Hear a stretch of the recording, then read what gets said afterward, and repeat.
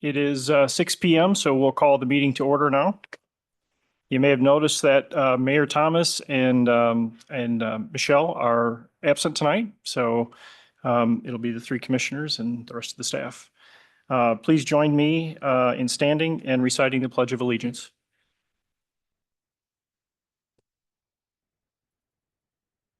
Pledge allegiance to the flag of the United States of America and to the republic for which it stands, one nation, under God, indivisible, with liberty and justice for all.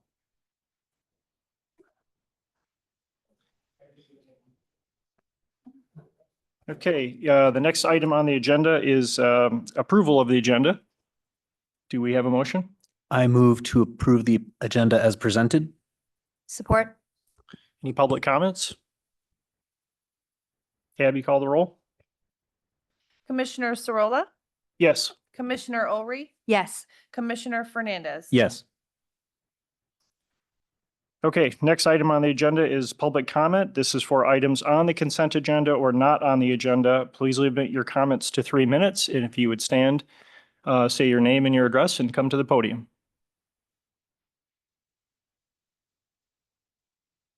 Hi, my name is Jessica Chabot. I'm at 403 State Street, Unit 4. And just to remind you of, it's the old Truce Brothers building right on the corner, kitty corner from Jimmy John's on the second floor. I believe that I have time and time again let you know where I actually live. So I want you to know that there's a difference here. There's a very different to be a local than a resident. Residents have a unique set of needs, yet you refuse to hear us. We don't need 9 p.m. to 9 a.m. lots. We need 24-hour parking. We should be able to come home, park, make dinner, and go to bed rather than a nonsense shell game of parking. Courthouse parking does not help us.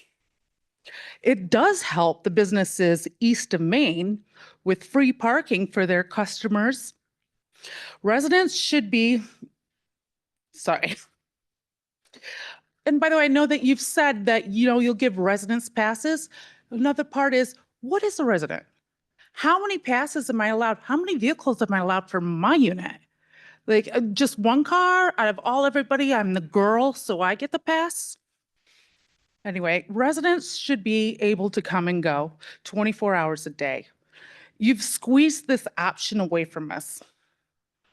Refusing to acknowledge us as part of the community is especially disheartening, as we have tried our best to be helpful. I remember down in storms running down, we've been awakened at night for flying sheets of plywood, unsecured trash cans, and also we've cleaned out cardboard out of the storm drains. You have made it clear that we are not your problem, yet we consistently solve yours. I encourage you to look at your presentation again. Your benefits category was business, owners, locals, and visitors, ignoring residents. I guess it was, oh well, for the people who are the most affected by your plans. It was very obvious that out of all my time down here, you still cannot or will not understand our problem.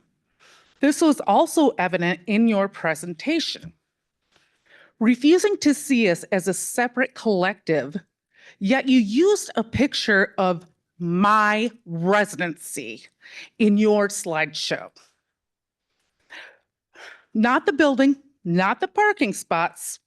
Nope, just my living room and my bedroom in your slideshow, which makes me feel very invisible.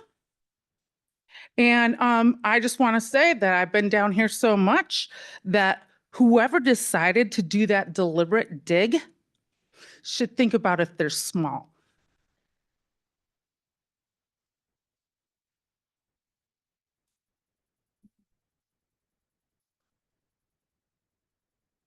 Sure.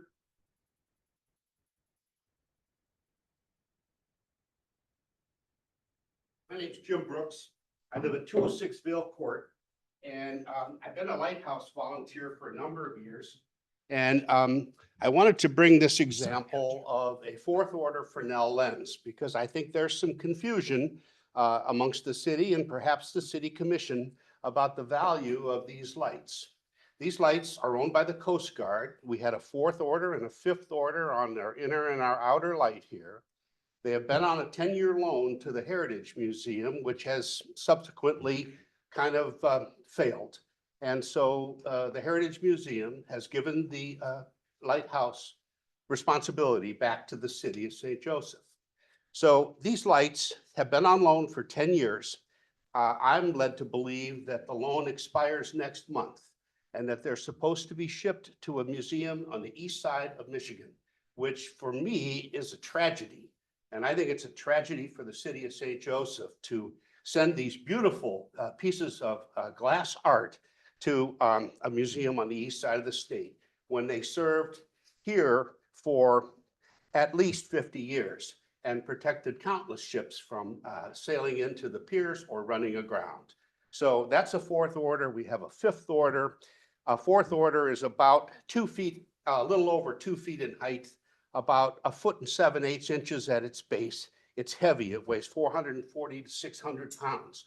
But I think it would make a spectacular display in City Hall. The fifth order, which is smaller, might make a nice display in Benton Harbor City Hall, or it might make a nice display at St. Joseph Today, who I'm led to believe might take over responsibility for the lights. Thanks very much. Don't let them go. Thank you.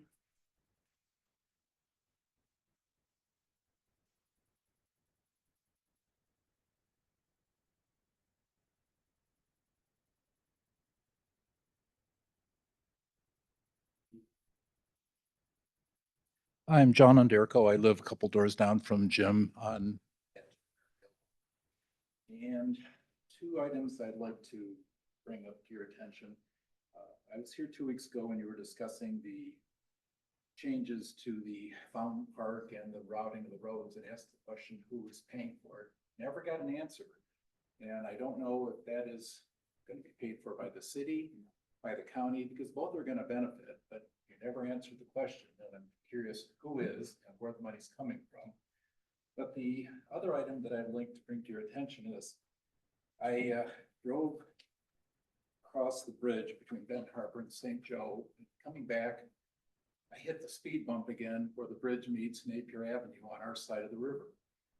And it's jostling to the vehicle. I can't imagine what somebody in an ambulance with the crew feels when they hit that. And I spoke to the gentleman from Medic One who said it's been a running joke for as long as he's been with them, that when you hit the bump, you know you're near the hospital. Why can't we do something about that and get that straightened out? The county is not going to fix it. They talked to him today and they said, nope, that's your side of the river. That's St. Joe's responsibility. But it kind of ties in with I feel a need for a general cleanup in the area right in front of the hospital on Napier. It looks trashy. There are the cones or pylons or sticks that define the entry and exit into the hospital parking, but that whole area looks shabby. There's gravel, stones, debris and everything, and it's not something the street sweeper is going to fix. It's going to take a crew to go in with brooms and sweep it up, clean it up. But that hospital is a jewel. People come from the city and from all over the surrounding area, and it just doesn't look like it should for the jewel that it is. So I would implore the city to pay a little attention and clean that up. And secondly, or more importantly, please fix the speed bump. I don't know why it's been like that for so long, but it is. Thank you. Thank you.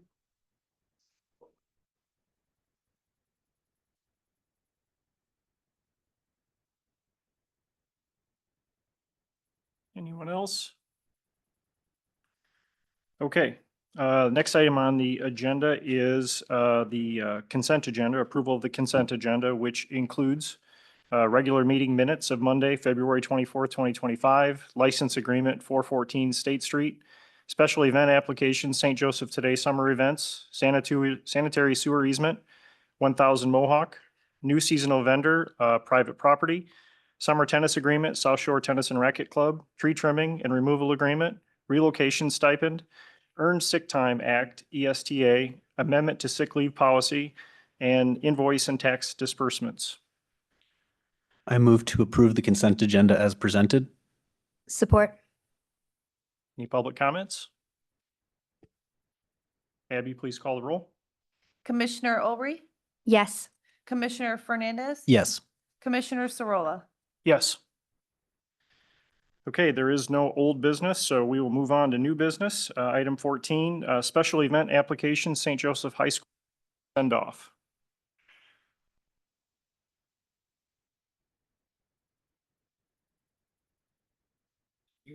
My name is Joe Ramo. I'm the proud principal at St. Joseph High School. I've got a couple students here with me as well. Basically, the application is on our seniors' last day, May 16th. We'd like to hold an event for them down at Whirlpool Centennial Park with a tent and some things across from Silver Beach Pizza, something for them to celebrate their last day. This is going to be hard for all of you to believe. They don't want to be in the building their last day of school. We're gonna do something special for them. They've earned it, and we just need the city to help us and cooperate a little bit. I think you got the application in front of you. The ladies here are gonna share a little bit more, or at least their names and what they're here. Hi, I'm Tess Kapelke and I'm the president of the senior class. And we just think it would be a really fun opportunity to be not only close to Silver Beach Pizza, but also be close to the beach and just have that venue instead of, you know, just being in our school where we are every single day. So, you know, we were just hoping to have just a fun time with our class and, you know, set up a tent on that lawn and be able to set up games and spend time with each other for that last day. Hi, I'm Saitsu Mudithuri. I'm the treasurer of our senior class. And I also agree, we want to explore like outside. We want it to be outside instead of just stuck in our building like we are every day. And we want to be able to enjoy Silver Beach Pizza, what we grew up eating, and the beach, what we grew up seeing and going to every summer. So we want to be able to do that and like enjoy our last day as seniors. Part of our reimagining is embedding this in the school day. Traditional senior dances and things like this typically occur after school. There's some extra costs. It's harder for transportation and things. We'd like to include these things in our school day to make sure our class stays together that one last day.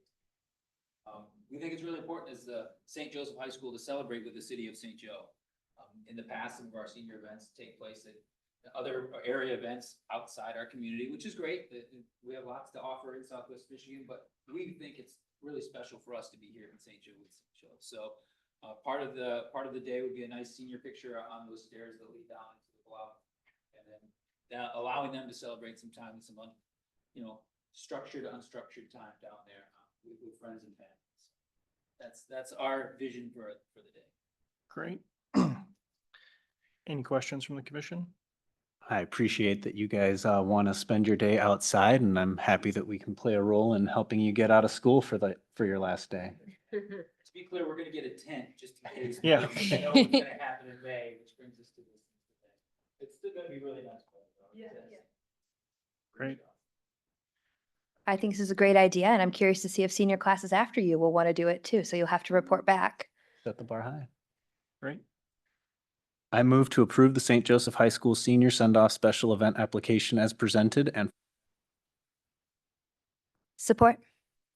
Any public comment? Abby, please call the roll. Commissioner Fernandez, yes. Commissioner Sorolla, Yes. Commissioner Olry. Yes. Thank you. Thank you.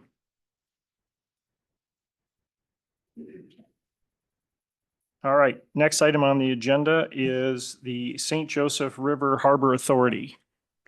So I'll just kick it off while Dan Fetty makes his way up to the podium and say that it's been a pleasure to be working closely with the county, Benton Harbor, and St. Joseph Charter Township to explore the creation of a joint harbor authority that is intended to support dredging along the St. Joseph River.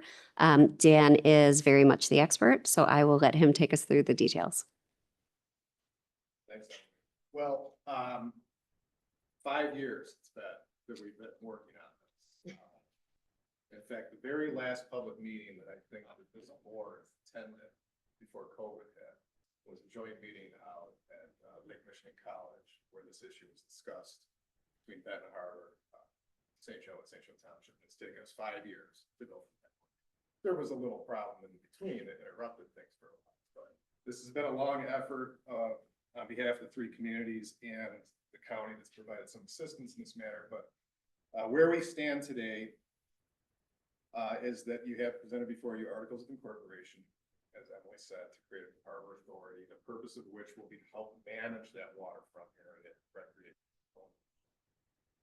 The authority as envisioned will have jurisdiction stretching from the pier heads all the way down to Pier Bridge, but realistically, most of the focus of the authority will be on the area to be dredged around St. Marina Island, where most of the problematic portions of the river are, that are quite low. I'm told as little as 2 feet clearance in some areas. This authority will be a joint venture between St. Joe, Benton Harbor, and St. Joe Township. It is a corporation in the sense, a newly created joint corporation amongst the 3 communities. And it'll have certain powers to conduct affairs within that recreational region. Namely, it'll have the power to recommend land use changes and issues, not the power to implement those, but to recommend. It'll have the power to enter into contracts, to accept grants, to accept donations, to expend funds as available to it. The power to recommend regulations of the river itself. Some may remember a few years back, there was a difficult period of trying to establish no wake zones in the river. Each community had to kind of independently do their own no wake ordinance. This authority will have the ability to at least draft those ordinances and help them work their way through the community's approval process. But most importantly, it'll have the ability to implement the dredging permit activities that we've just recently acquired. Berrien County, as you recall, applied for and received a permit to dredge the river. We finally got through that. It took 10 months, which is about 8 months more than what we expected. But it provides for channels to be dredged in the St. Joe River, all around the island, down south of the island and up to the bicentennial.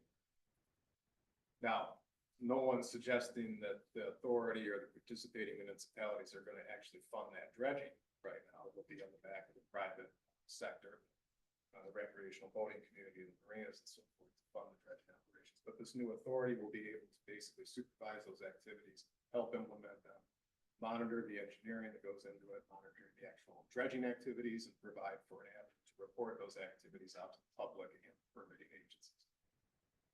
In time, the authority also could have the ability to raise funds through assessment districts, use fees, and other types of fees levied within the district, but that's not proposed right now. It is a power that could be implemented later on. Communities were amenable to that. So St. Joe Township has recently approved these articles. Benton Harbor was the first to go. They approved them back in February. We're bringing them to your last in line. There's no intention, but it's their meeting schedule. We're asking you to approve these authorities, these articles. Once that happens, then we'll go through a process of reporting that up to the state of Michigan. As a corporation, it kind of has to be registered with us. Great Seal will go through that process. Then the 3 communities can undertake their appointment process. I think the memo that Emily provided spells out the appointments. It's 2 members per community, not more than one of which can be an elected official, and 7th member who has to have an interest, either residential or some kind of business interest. Once those appointments are made, we'll have first kickoff meeting. The county has offered to provide administrative services to this authority free of charge for the next 36 months. Presumably within that period of time, the authority will have some idea how they want to set their budget independent of having county services, but we'll do that for 3 years. And then it's a matter of getting bylaws adopted and starting on a work plan to determine how the authority wants to operate over the next 36 months, and we'll as the recreational community. The last thing I'll add, there has been some question about how this affects the Corps of Engineers activities in the Portage Harbor. It'll have no effect. The Corps of Engineers continues to maintain federal funding. There is an opportunity, however, down the road to coordinate dredging activities in the river with the harbor maintenance activities. Hopefully we can do that, reduce the cost for both. So, are there any questions? It's a lot to cover. No questions, but thank you for the presentation. I think this was a long time coming. This allows all three municipalities to take a comprehensive view of things, which is going to be great for efficiency. It's going to be great for vision. It's going to be more than just the waterway itself. It's going to be the surrounding areas and how those might be developed. I'm sure they'll have a hand in that. So I think it's outstanding, and I'm excited that it's finally come to fruition. Yeah, this enables us to create the mechanisms. I mean, there's a lot of work that you just outlined and a lot of different possibilities, but none of that can happen if the body doesn't exist. And so we need to make this happen. So thank you for your help. Very welcome, and thank you for participating. Okay, I move to approve the attached agreement to establish the St. Joseph River Harbor Authority. Support. is there public comment? Abby, call the roll, please. Commissioner Sorolla, Yes. Commissioner Olry, Yes. Commissioner Fernandez. Yes. Okay, next item on the agenda, Medic One Ambulance 2025-2026 subsidy.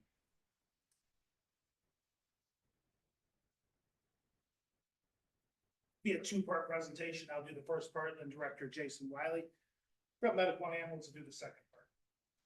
The Medic One Board voted to approve an increase to member subsidy for 2026 fiscal year. The current year member subsidies are $8.43 per capita for the year, and will increase $1.57 to $10 per capita. We currently pay roughly $5,518 a month. The increase will increase to $7,201 a month. But once fiscal year in billing begun on March 1st, 2025. So this would increase the city's contribution in the last 4 months of the city's current fiscal year. Our monthly payments have been around $5,518.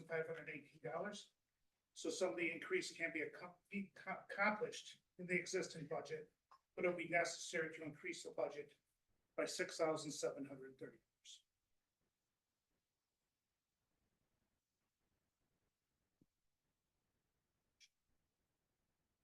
I just have one quick question for you. Yes. How, as I understand it, our portion that we contribute is actually quite economical compared to other communities because we were a founding. That's Organization, correct. okay. Jason can probably come up here and tell you what like New Buffalo Town, Okay. Okay. we are getting a huge city.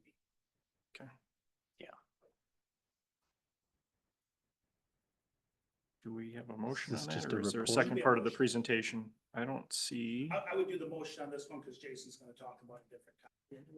I don't see that there Not one that's is written, a but I motion can written in the verbally packet. draft one for you. Yeah, do you want to take a stab at it? Sure. This is not carried over because it was on my original sheet. Okay. The motion would be to increase the members' subsidy by $6,730 from March through June.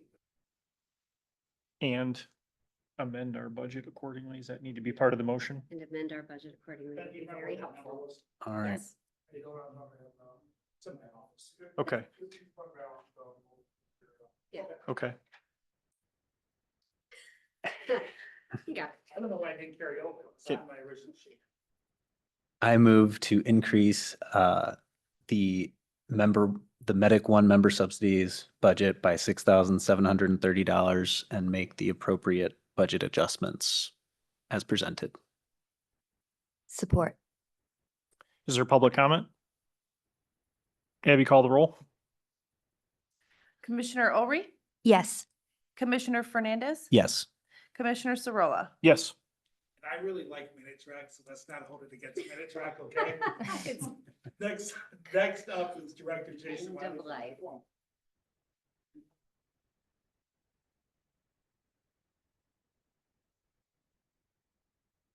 Is it lit up? It might need new batteries. You got it, Tim? I think it's working. I think it's dead. I think it's on.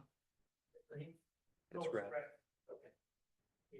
I'm told they can hear you at home. I did check. Yeah. Well, thank you guys for your time. I appreciate here to come and speak to you about a couple of different things related to Medic One. First of all, thank you for your long-standing support with Medic One. We just celebrated our 48th anniversary and you guys are part of that. I believe that's February 24th. I myself am entering my 25th year. This is my 3rd year as the director. So I just want to give you a little bit of context to what Steve was talking about as far as subsidy. So Medic One is funded two ways. One is by ownership subsidy, and the other is fee for service. So we bill when we transport patients. On those fees for services, we collect about 40 cents on the dollar. Medicaid's a lot lower than that. Some third-party payers are higher than that, but average about 40 cents on the dollar that we bill.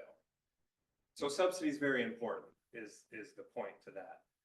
Medic One has 24 municipalities, 17 are ownership groups. 10 of them are the original owners, that's you guys, Benton Harbor, St. Joe Township, et cetera. And then the Barodas, Bridgman's, Lake Township, Chickamings, New Buffaloes, they were added over the years as extended area membership. And then recently in 2023, because of the fall of Pride Care in the North Berrien area, we added 7 municipalities under contract. My point to that is now that this is approved, Medic One subsidy ranges anywhere from $10 per resident to $72 per resident, and literally all numbers in between. Why that's important is obviously the cost doesn't go down. So we need subsidies to go up. What we're also looking at is Medic One has pretty much operated the same way for the last 50 years. We were started in 1977 and our operation has stayed the same. We really need to update some operational changes. We really need to increase some operational efficiencies. And so what has been proposed by Medic One's executive board is an increase of $1 to $2 per capita for the original ownership to help kind of boost that operational change. And I would love to come back and give you the actual presentation on the operational changes. It's about a 20-25 minute presentation, so I'm not going to take up your time with a lot of the details right now. But much like our subsidy funding that is pretty antiquated, we need to bring up our operational model as well. And so that extra increase, that $1 to $2 that's been presented by our executive board for approval, is to kind of boost that new operational update, which is probably should have started 10 years ago. But I'd love to answer any questions you guys have about anything we're doing and why.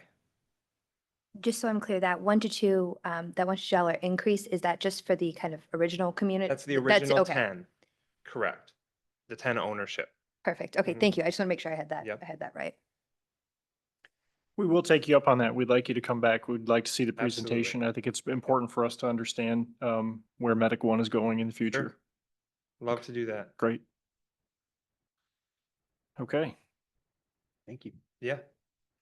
Anything else I can answer today? I don't have any additional Okay. questions. Anyone else? Not to, All right. Thank you guys for your time. Is this another item that needs a motion or I no? think it's just No a- motion. yeah, I thought that was just. All right, next item on the agenda is the milkweed ordinance.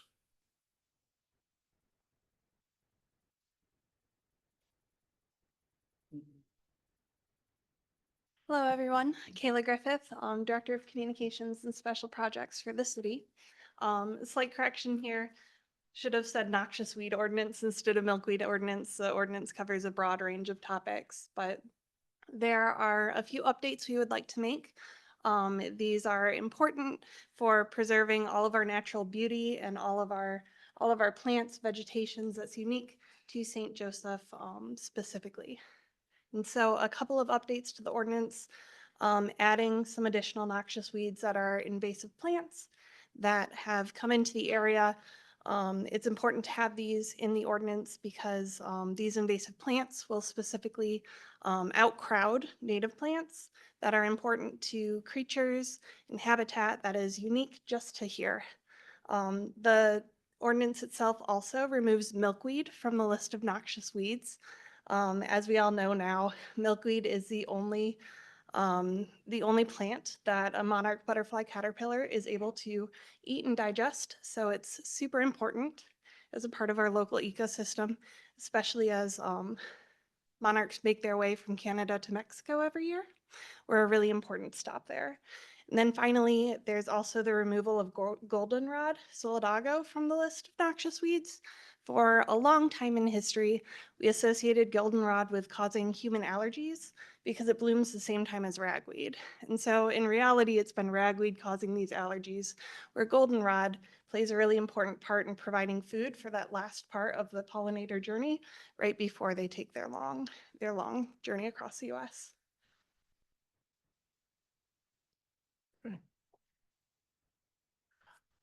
Thank you, Any Caleb. questions? This came out of the Sustainability Committee, right?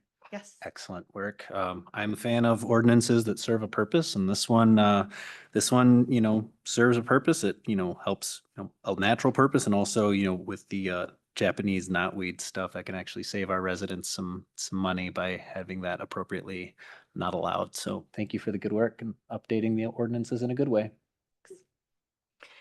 Can you tell me like what happens if there, because we have some of that Japanese knotweed on the hillside down below me. It's outlawed by the ordinance. What happens when we identify it? How do we? So knotweed is actually a super aggressive Yes, invasive it is. plant. I believe you have to contact the county or an actual like professional to get it removed Okay. because it's one of those where it blooms up from the root again and again. And so it has like a lot of sticking to it. So it's really something we don't want growing in our residence yards and around St. Joe. Greg, do you have anything you'd add to that? I know Public Works does do some knotweed removal in the ravines. We were just talking about that earlier today. Contractor to treat it. Residents can contact us, we can be responsible contractors that are experienced in treating knotweed, because it's not as simple as just giving it some Roundup. Actually seems to discourage the growth of it. Yep. So there is a specific chemical and process and time to treat it, and we want to reach out to trained contractors. I think this particular instance that I'm aware of is on CSX property. How would we go about that? Good luck. There has been, not with CSX in particular, but we did, was either last summer or the year before, as part of the property maintenance program. A property had a lot of knotweed on there, and Joan Ross, as part of that program, contacted the property owner, gave them the information that Greg talked about so they could treat it properly. So there's enforcement there. CSX is, a little bit different, but we would notify them as well and hope that they do the appropriate thing, and if not, we'll deal with it. Okay. I move to approve the first reading of the ordinance to amend Chapter 31, Article 2, Noxious Weeds, Sections 31-16 through 31-22 as presented. Support. Is there a public comment? Abby, please call the roll. Commissioner Sorolla, Yes. Commissioner Olry, Yes. Commissioner Fernandez. Yes. Okay, next item on the agenda is the right of entry Corps of Engineers Lions Beach.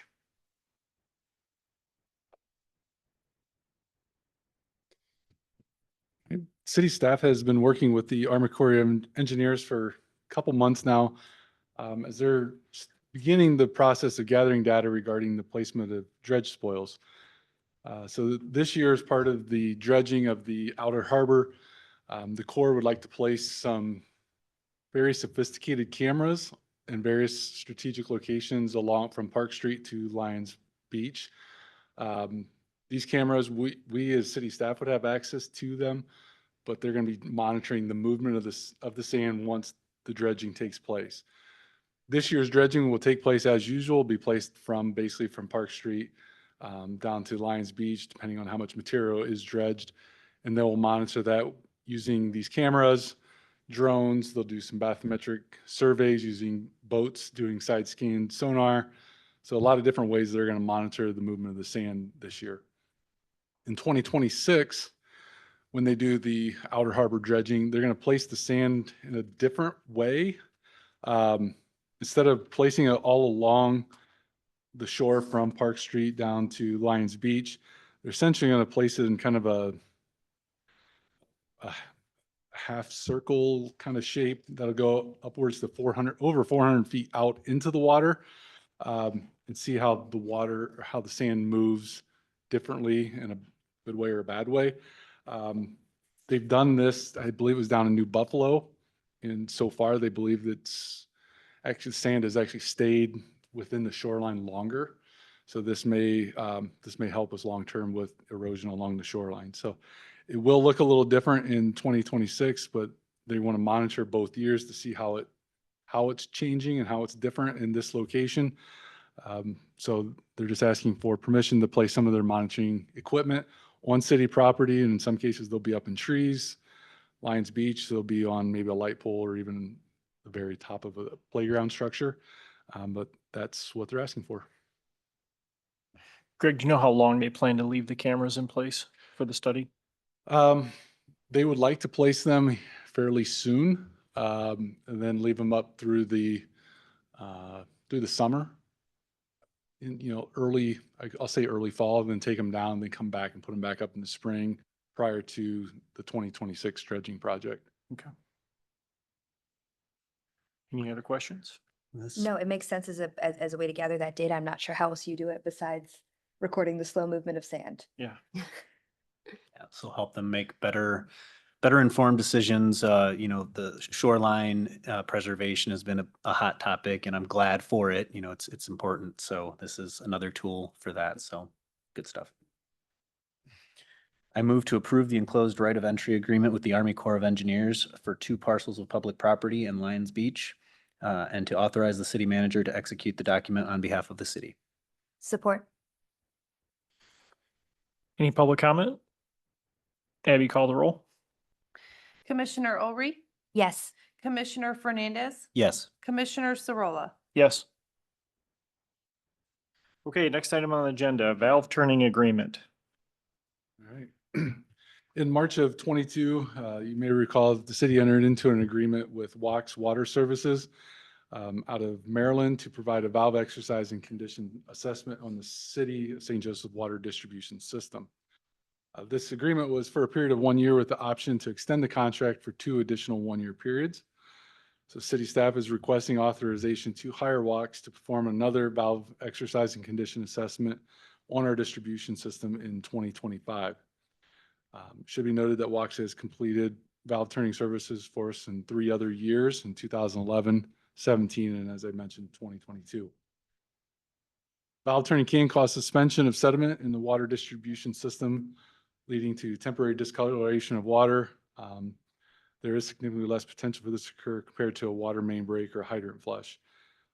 In 22, that I'm aware of, we did not receive a call or complaint from a resident complaining of any discoloration of the water while the valve turning took place. So we have good confidence that that will not be an issue this year as well. Pricing for the work is on a per valve basis. The charge for turning each valve is $84. Additional work is necessary, such as raising a manhole casting to grade in a landscaped area, and additional charge is applied. The turning of up to 740 valves is quoted at a cost of $62,832. Total expected cost, including mobilization, is $68,732. The commission is being asked to approve an amount of not to exceed $70,000 to provide for an allowance for such additional work that might be identified during the project. City staff will do a lot of that work if we can do it and time allows. We'll help them, we'll locate valves, we'll raise them if we need to, so then they can do the exercise. Some of this work will happen by city staff, but if there's something where they indicate, hey, we're here, we can do this real quick, are we good? We'll have them do it. It should be noted, that didn't come up last year. There were some things that we did have to go back and work on. There was not a situation where they said, hey, we're here, we can take care of this real quick. So our valves are in pretty good shape, knock on wood. Funds to support this work are included in the 24-25 budget, and weather permitting, walks will likely start the last week of June. That said, this will likely cross over 2 fiscal years. So this contract is approved by the City Commission. The 25-26 budget will also include funds to support this work. WAC staff has indicated their schedule is filling up for the year. That's the reason the request is before you tonight for approval, so we can be on their calendar. Any questions or comments? I have a quick comment if nobody else does. So first of all, just to try to educate myself, I did some research on this. This company, Wax, comes up all over the internet. They're obviously the leader, at least east of the Mississippi. They're everywhere. And you didn't mention it, but I know you know, it also extends the life of the valves tremendously if you keep these clean. So, I mean, there's a tremendous benefit in keeping up with this and making sure we do this on a regular basis. It's a cost savings ultimately. Yeah, yeah, Wax actually last year did a valve turning project within the authority. I believe they're back in the area again for the authority as well as when they're doing our valves. So they're here a lot. Right. And I think with the timing on this, we have a little time just to give residents a heads up of the work that's going on, just in case they do notice, the discoloration, they know what it's due for. So this is good taking care of your assets. And we've, the last time, in some of the high traffic areas like the downtown, Niles, Main Street, we authorized them to do the work at night so as not to cause too much of a disruption to what's happening. Tim, I assume this is probably mentioned prominently in our asset management plan to do something like this? Yeah. Yes. Yeah. I move to approve the proposal from Wax Water Services, a division of Xylem Dewatering Solutions of Columbia, Maryland, for valve exercise and condition assessment services in an amount not to exceed $70,000 to be paid from the city water fund in the 2025-2026 budget year, and authorize the city manager to execute the appropriate documents on behalf of the city. Support. Public comment? Abby, please call the roll. Commissioner Fernandez, Yes. Commissioner Sarola, Yes. Commissioner Ori. Yes. Thanks, Greg. Next item on the agenda is the IT security audit.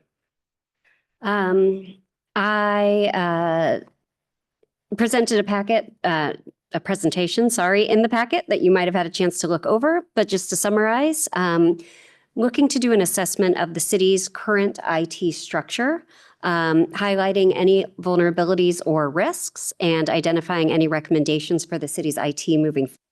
I want to make sure that city staff and that I, as the city manager, understand what's happening on our back end and ensure that we are as efficient as possible, as well as secure as possible. We reached out to a few firms to get quotes. We had trouble finding the right kind of firm to do this work, but we did land on CBIZ and their cybersecurity audit services team. They absolutely understood what we were looking for, which was great. And they recommended conducting an assessment using the National Institute of Standards and Technology Cybersecurity Framework. They also recommended taking advantage of this opportunity to also look at the water plant's operating technology. So we'd like to roll all of that together. Ultimately, they will issue a final report with their findings and recommendations. The cost is $36,000. $8,000 of that would be covered by the water plant. And following the assessment, if we need support from CBIZ going forward, they have also offered us a quote for time and materials work. So looking for your support today to move forward with that assessment. Any questions or comments?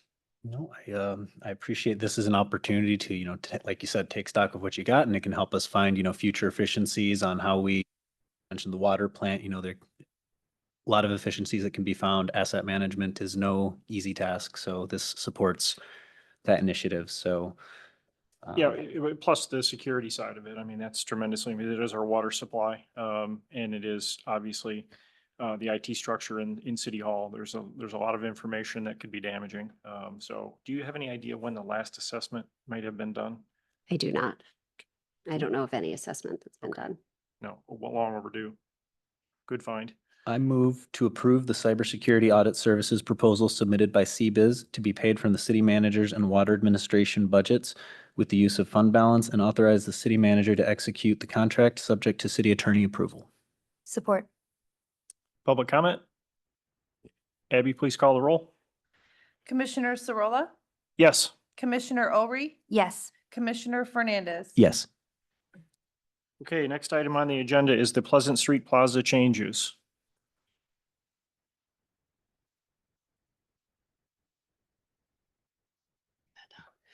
So in January, the DDA was approached by representatives from Wolf Financial Advisory regarding parking at their new location at 206 Court Street. When Pleasant Street is when the Pleasant Street Plaza is open, it can be a little confusing for people coming in off of Ship Street onto Court because it's one way currently. So staff reached out to the city engineer and the city traffic engineer to see if the road was wide enough to make it two ways. It was determined that it was with a few modifications. And then it got the DDA thinking, maybe we should look at Pleasant Street as well between the alley and the curve. So in looking at that, it is also possible to do that. So the DDA approved the recommendations to make Pleasant Street and Court Street two-way roads, as well as change the parking from angled to perpendicular to make it safer to back out. So the angled parking can make it a little difficult to swing out and make that turn. And then they also approved all of the appropriate change in signage indicating the traffic patterns. You do have maps in your packet. I can go through it all if you want, but it's a lot of removing two-way signs, putting one-way signs up, adding some no parking signs to the back so it's visible from both sides. So the DDA is looking for support for those changes. Thanks, Kelly. I think that we would be remiss to not ask, what is the impact on parking? Do you have a number for us about how many, will it change the number of spots available in that area or just the orientation? I believe they may lose maybe one spot on each side, just how the angle, it will cut off the, if you look at the map, you can kind of see it'll cut off at the corner, maybe one spot where Pleasant curves, and then at the end of Court at Ship. So I think, It's still diagonal, right? I think we need to get aligned on, It's still going to remain angled north side of Pleasant. Yeah. From the alley to the east. The area that I saw that was highlighted for change was the angle for those 4 spots to the west. The two-way parking, when you turn it, there isn't width. in order Okay. to do the- then I was misunderstood then, yeah. That's what the drawing shows in the packet, so I'm not. Okay. so the angled parking on Pleasant and Court will remain angled parking, but the driving lane will go from one way to two directional, which will make it easier for folks to get in and out because right now on both ends, people are driving illegally on a one-way street when they use that parking. Basically, if you leave the parking as is, you'd have 2 12-foot lanes, so that does work. Now it's weird backing in and out, but it's a dead end, so. And again, we looked at it, we thought it was feasible. We talked to Tim Mears, who has all kinds of traffic certifications, and he has looked at this and blessed the plan. I like it. I mean, this is, we're always looking at how can we get the most out of that space, space is limited. So I commend staff on their effort to, take the feedback and try to come up with something that makes it easier, better to use. And if it doesn't work, we'll change it again, right?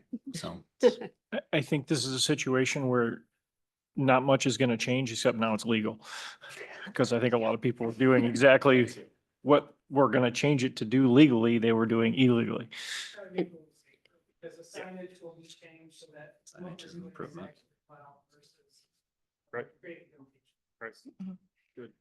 I did talk to a couple business owners that are, of course, that are not in the DDA that were kind of represent this area, and they were all happy about it. Do we have a motion? I move to approve the changes to Pleasant Street Plaza for the 2025 summer season as Support. Public comments? Abby, call the roll. Commissioner Overy, Yes. Commissioner Fernandez. yes. Commissioner Sorolla. Yes. Okay, last item is a report on the lighthouse. That's me. Okay. Give me 1 second, Tess. Oh, thank you. See what happened.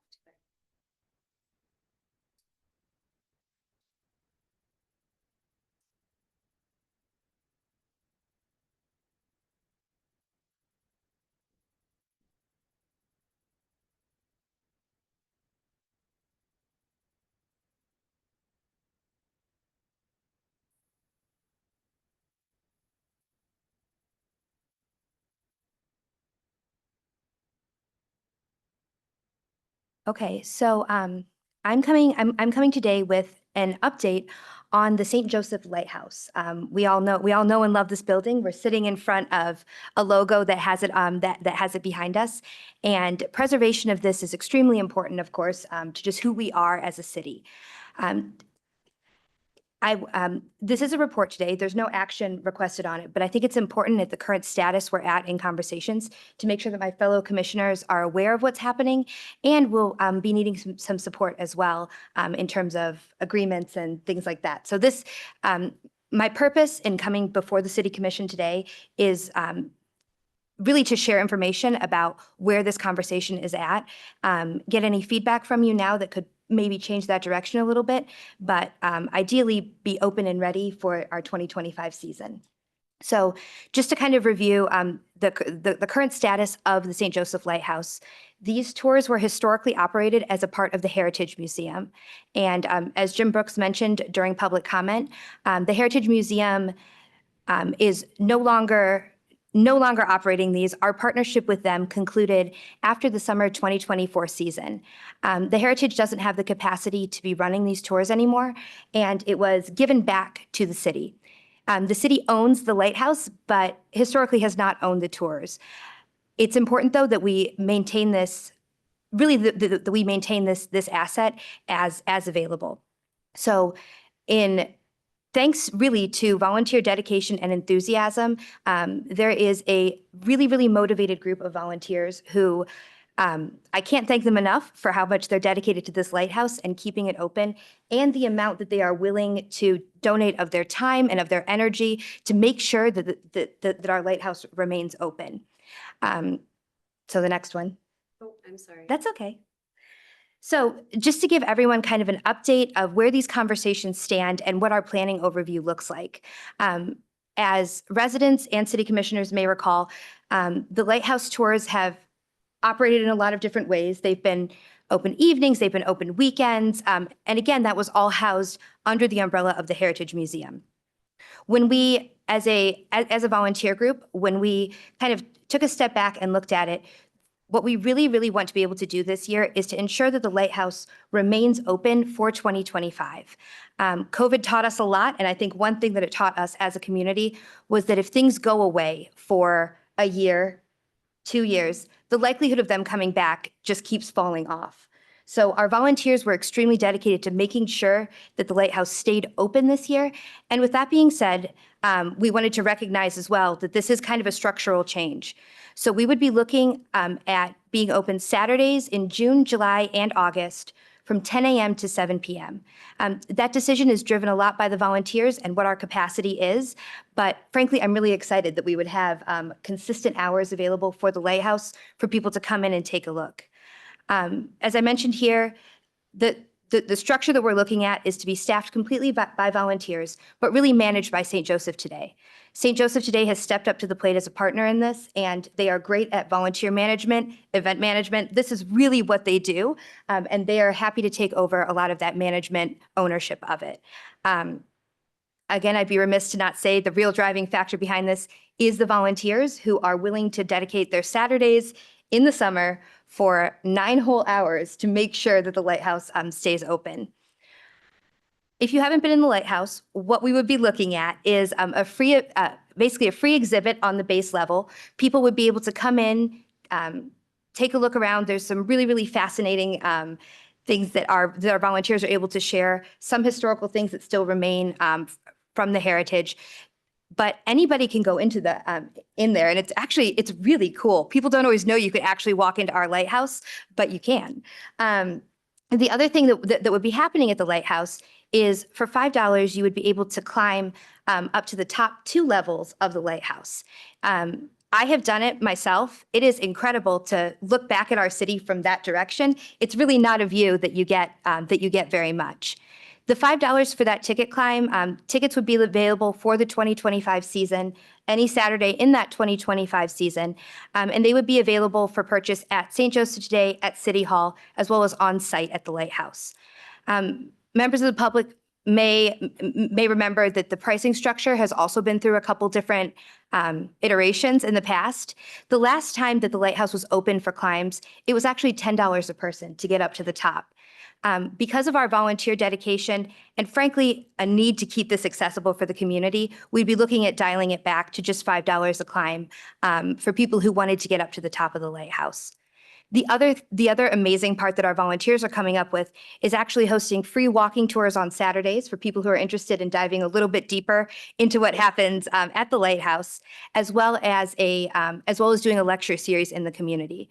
We found in our conversations with the volunteers, but also with the community, so many residents of St. Joseph have never been in our Lighthouse and don't even know that you can go up into our Lighthouse, that really this year for 2025, we wanted to focus on getting as many St. Joe residents up there. As I mentioned, there are other partners in this.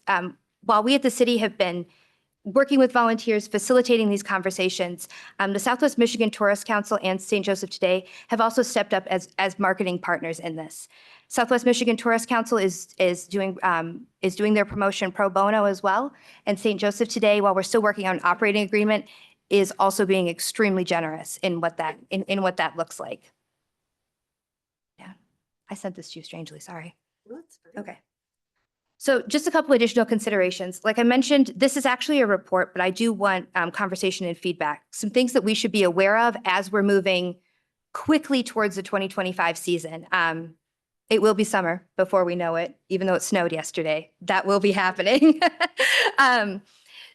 So right now we are still working on what some of those insurance updates will look like from St. Joseph Today. One of the things that St. Joseph Today is taking ownership of is the insurance during those tours and climbs, which was always a huge component of what the Heritage Museum did. So with them taking ownership of the insurance, it actually comes back to us at the city that we don't need a budget amendment at this current juncture. And as far as any of that revenue, if that were to go back to St. Joseph Today, they're happy with that. They are happy with that. Once we get to a point where we're ready to sign some agreements, I'll look to Ben for what the Lighthouse Fund to make sure there's nothing else that we need to be aware of. But just another kind of incredible community partnership coming there that these individuals are happy to help us. We do need to work on agreements between these organizational partners. I appreciate the grassroots effort that is happening right now to keep the Lighthouse open, and I want to celebrate that spirit, but I want to make sure that we're doing our due diligence. So we will need some support from Lori just in making sure that those are there.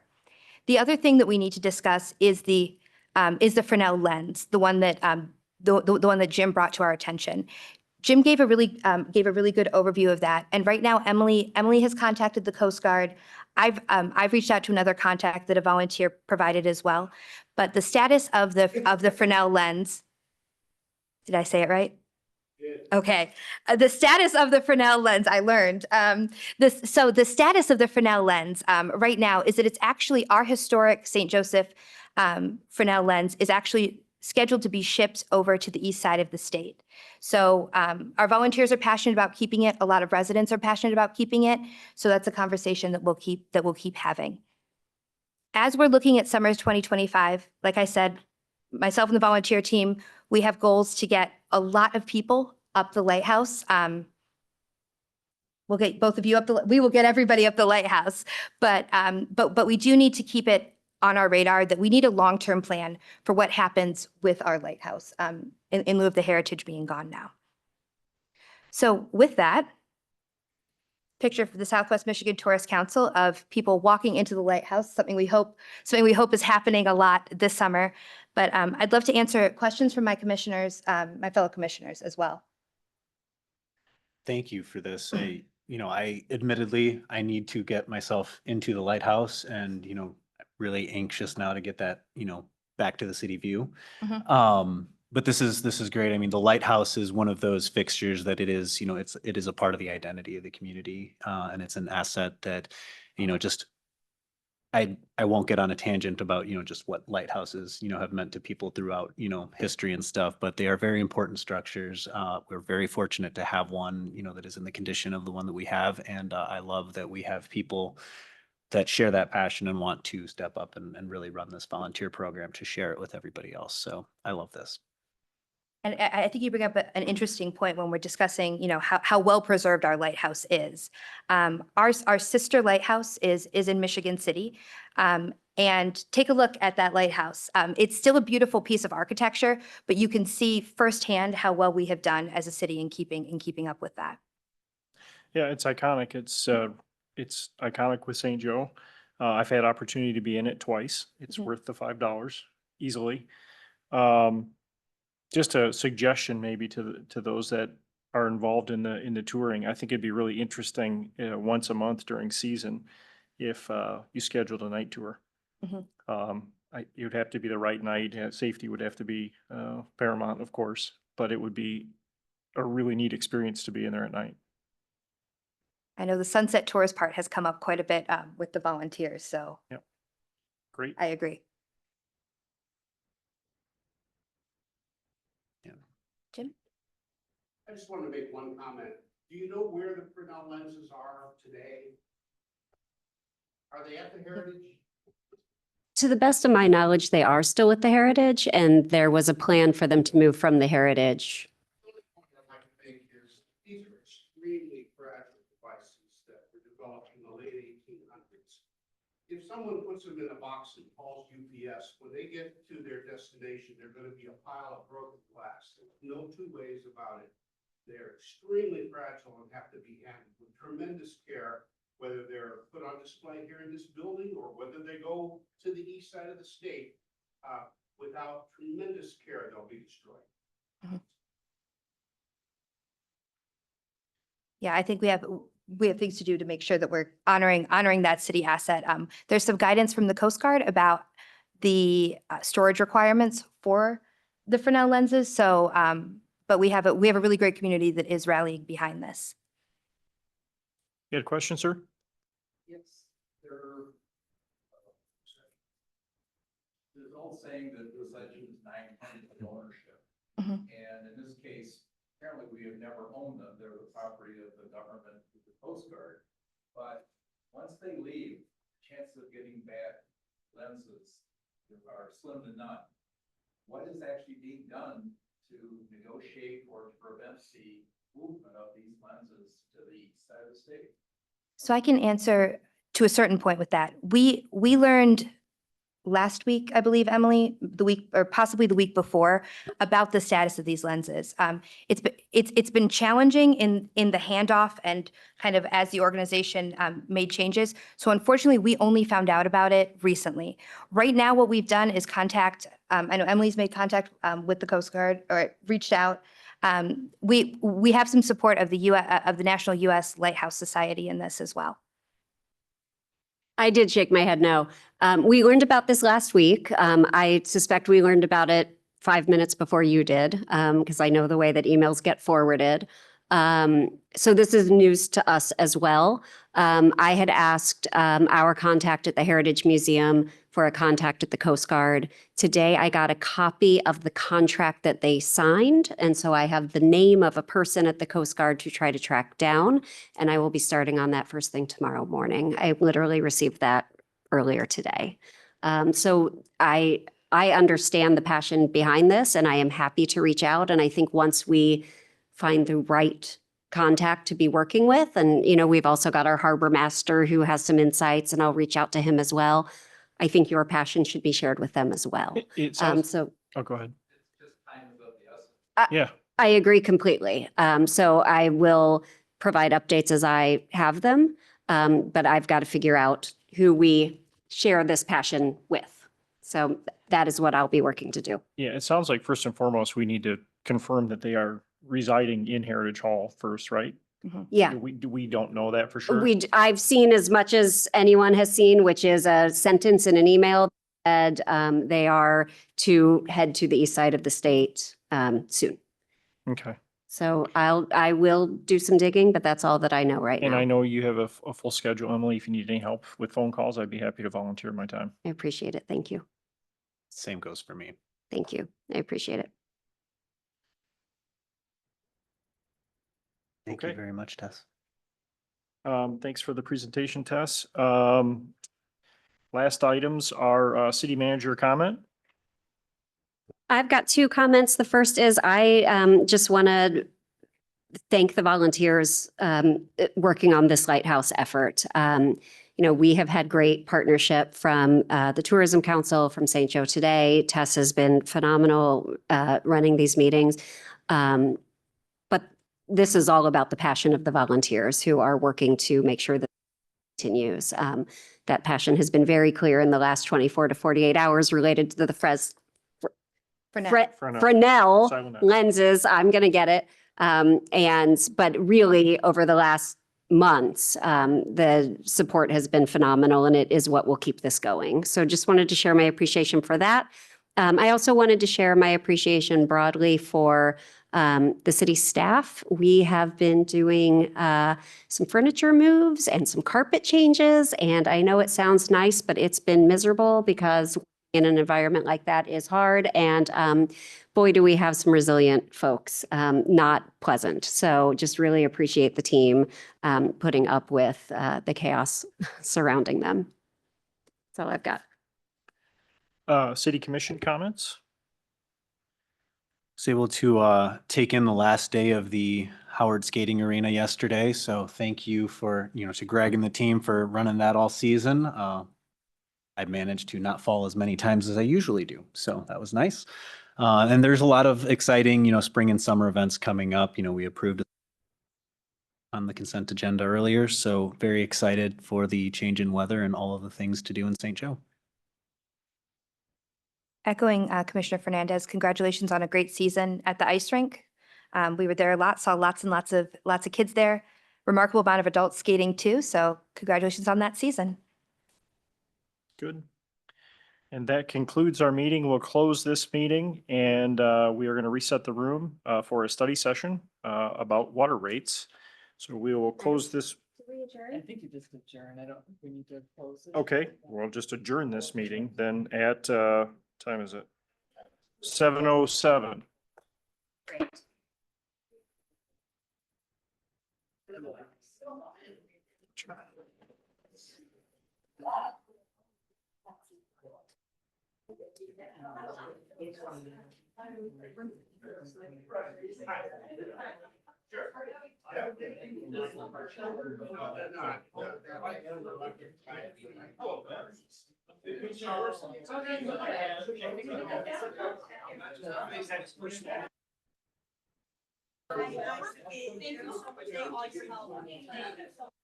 Thanks for voting for us for the Donut Girls.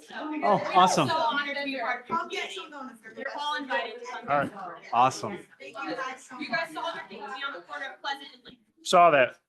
Thanks for sticking love out the whole donuts, meeting. so, That was way yeah. above and beyond. So excited to be part of it.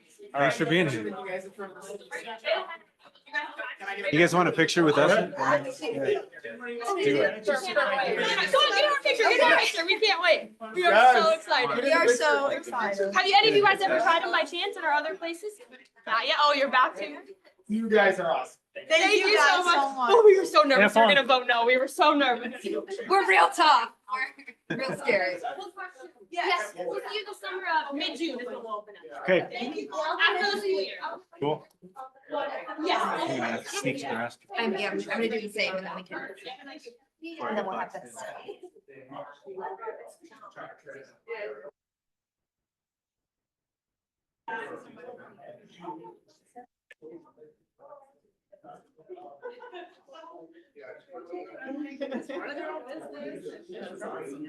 I'm glad it was nice weather.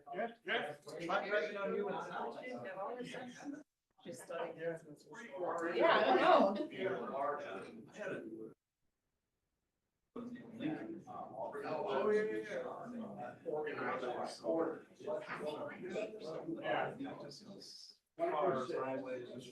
All right, should we get this thing on the road? Yeah, I wanted to let you know, I did reach out after the last meeting to talk to our MMA representative about whether it's somebody we could get. Sure. And he said it'd be highly unusual.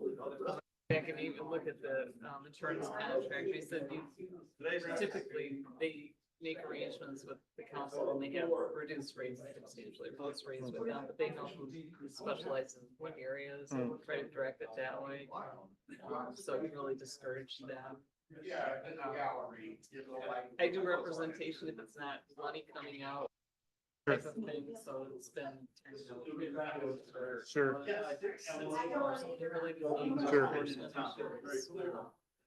But with that, if insurance is gonna be compensating for a loss, Yeah. they like to have more control over that part of it. So, which I get. Understood. Yeah. Except for the people that, it's good for everybody except for the people paying for it. And you kind of look at the settlement and the cost of their services. But it was just, I think, that particular situation. There could, Right. there could be others where the settlement greatly outweighs the cost of their services. And this one is just. Yeah. And usually they fight pretty hard on things. Yeah. But I think auto, because it's an open auto. Plus, it was kind of a flimsy thing. I think they would have struggled to prove it, but it would have cost us all money. Exactly. So, Yeah. yeah. All right, do we have to officially open a study session? Yeah, I would just. Okay. It's still part of the public. Gotcha. I'm gonna ask these folks if they can.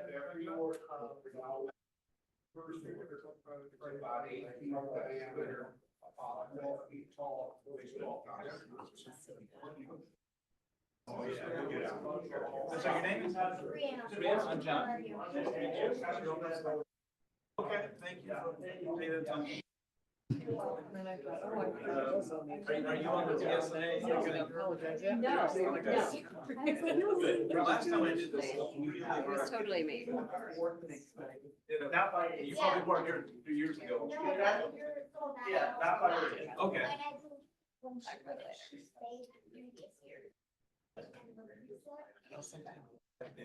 Okay. A lot of data to pull together. We've got a 4-hour program and just run it. How would you classify a Fresnel? Get from that into the town. What is Fresnel? Is there? Thank you. I mean, it's basically. Am like a I lighthouse building, presenting? Right? Okay, well then I'll just go through it. This is a fun thing. I needed something like this. Okay, to work. let's reopen with, and start this study session at 7:12. 7:13. Ish. Great. Ben, you wanna? We have John Kidler from Municipal Analytics here. He helped us develop the race this year. We was here 3 years ago, back then. In the packet, we have this presentation. I have some information about the race and what they are and where they're gonna go. I also have a list of the projects that we're trying to fund with these rates. Right, thank you all. Good evening. So John Kaiser, I'm with Municipal Analytics, and I don't know whoever's progressing the screen, we can go to the next slide. That's me. Okay, good to know.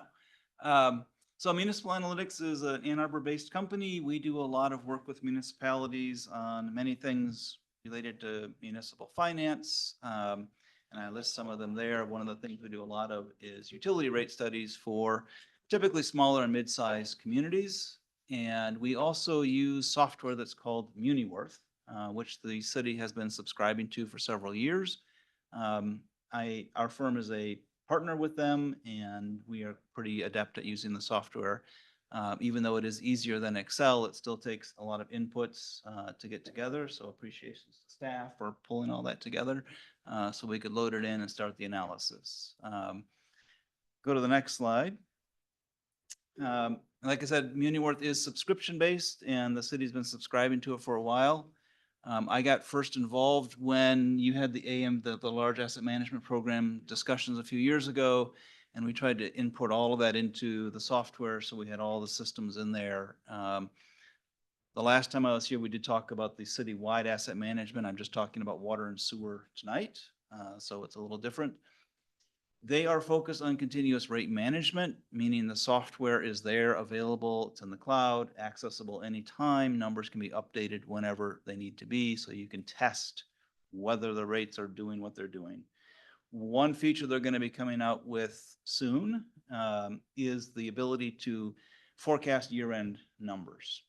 So we will have the capacity to upload general ledger detail, journal entry level, and feed it some historical data. And it will use machine learning to anticipate where the budget should be going month to month. So the city will have the ability soon to be able to just load up monthly data or quarterly data, and it'll kick out, okay, you projected you'd be at, your budget is here, you're falling short or you're ahead in one place or another, and give you some feedback so you can make better decisions throughout the fiscal year. So that's coming along. The models do include the operations and maintenance budget, the capital, your debt service. We also load in a substantial amount of billing data. So we're actually working with real data, not just high-level guesses about what people are using. So we have actual data in here. Go to the next slide. So we've got historical, I can't remember how many years, I think we go back to 2018 of historical data in the models. So we can look back and see where revenues and expenditures were and compare them to where we're going into the future.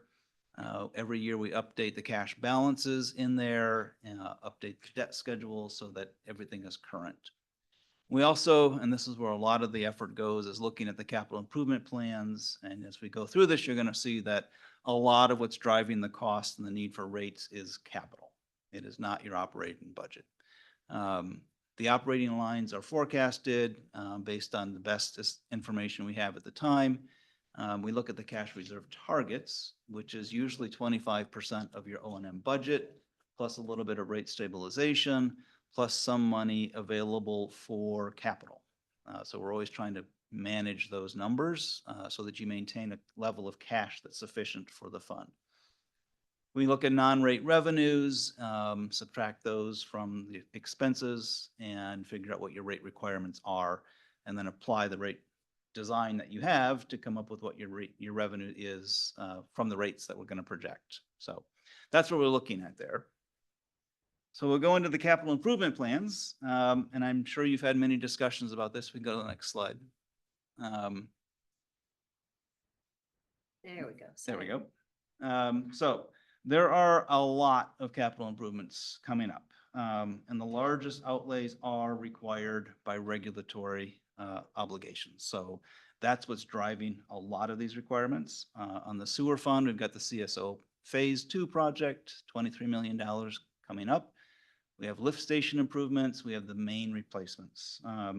So that's a lot of money that's needed to be done.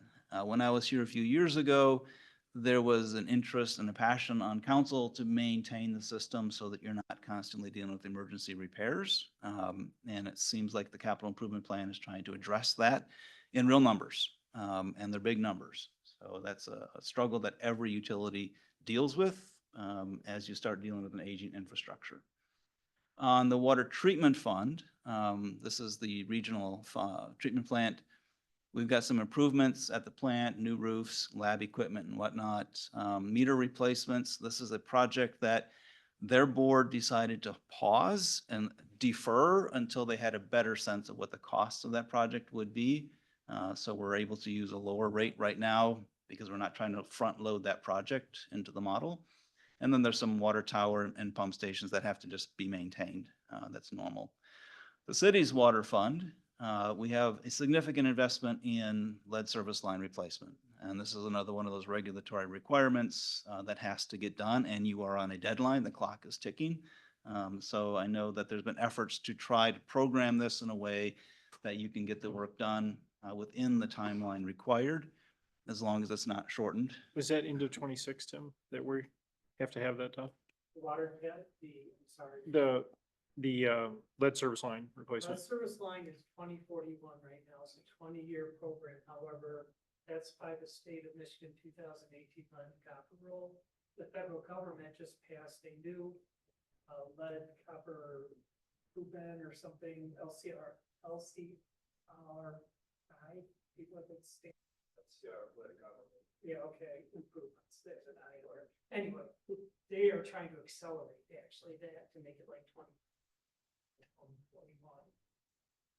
So there's the risk that this whole schedule could be compressed. But we're looking primarily over the next 5 years. It's kind of hard to crystal ball much beyond that. We do have a much longer time. The model can go out 100 years, but nobody can predict what happen in 100 years. There are also main replacements similar on the sewer side. You just have to keep maintaining the system so it doesn't break. So we'll get into each of the funds separately and talk about them kind of high level. And if there's questions, we can get into them more specifically. So the 6-year capital plan on the sewer fund is $36 million, which is a substantial investment. We're looking at bonding about 33 million of that, just to manage the rates. The reserve targets are there. As I mentioned, we have 25% operating. We have 100% debt service. So as your annual debt service goes up, the reserve amount goes up as well. And we're trying to keep 500,000 in there for capital.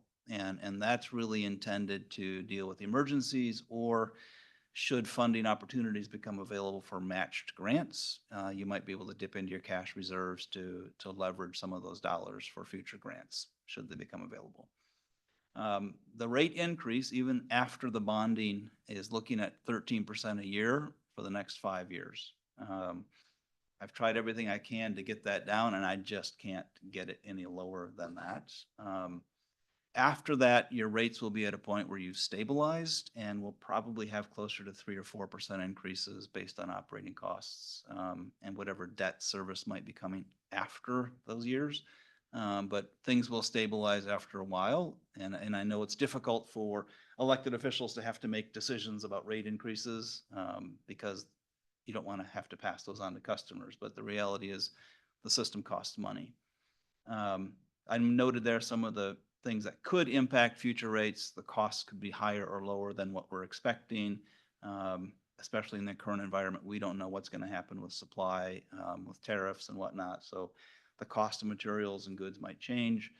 Interest rates are also kind of uncertain at this point, so that can always change. And then the opportunity for grants, they may become available, they may become less available. We don't know. I know this is a presentation and I would hate to be interrupted if I was giving That's one, fine. but there's so much detail here. I think if I don't ask the You questions may now, I won't be able to interrupt circle me. back. Yeah. My question is for Ben. We're talking about $4 million in bonding in 2026 and a huge number in 2028. I don't know what the restrictions are put on us by the state. If we see an interest environment that's incredibly attractive, hypothetically, in 2027 or can we bond earlier? Or do we have to, is there some requirement about when you have to pull the bonds? We would want to use the state's revolving fund, so we want to wait on their timeline because we get a low interest rate. Okay. So we should probably stick to whatever it is. Okay. Thank you. And on that note, the SRF funding, it's a very complicated formula and approach that they use to that, but part of it is affordability. And as your rates go up, water will become less affordable for your customers. So that will give you some more points. Not that it's a good thing. Unfortunately, everybody else's rates are also going up. So relative, it's going to be hard to know whether you'll score more points on that. It is a tricky game to play with SRF, especially if you're looking for grants associated with that or loan forgiveness.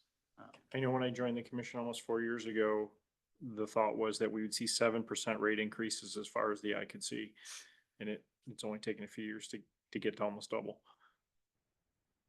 We'll talk about the total impact as I get through this. Okay. This is just the sewer fund. All right, go to the next slide. This is the visual representation of some of what I just talked about. But to explain the chart, it's not entirely clear, but the area chart that's in the background, the blue at the bottom is your operating budget, your O&M expenses. On top of that, we have some existing debt service and then new debt service layered on top of that. And then capital improvements is the big green mountains that we see there. The bar charts are the gold area or yellow is really your revenues from rates. There's some other small lines in there from developer fees and other charges and interest and whatnot. And then the very large reddish bars are the bonding and debt. So you can see how this is all playing out. on the revenues and expenditures. The dotted lines on that chart, the red dotted line is kind of the minimum cash that you would want to have on hand. The dotted black line that's just above that is more of the target that we're really shooting for in terms of cash. And then the solid black line that's doing a little bit of wave action there is your forecasted cash balance. So we're looking at some ups and downs, which is normal when you're taking on capital and bonding and whatnot. I let the final year drop a little bit because that's so far out that I think it's too early to really know. So I didn't force a higher rate increase just to make that number look good. So that's what we're looking at on the sewer fund. As you can see there, the operating expenses for this fund are 3.1% per year.